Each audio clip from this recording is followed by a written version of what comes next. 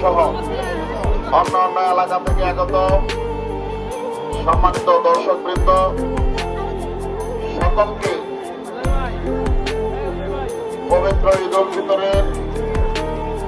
শুভেচ্ছা, ঈদ মোবারক। এবং আমরা জানি যে আমাদের নববর্ষ হচ্ছে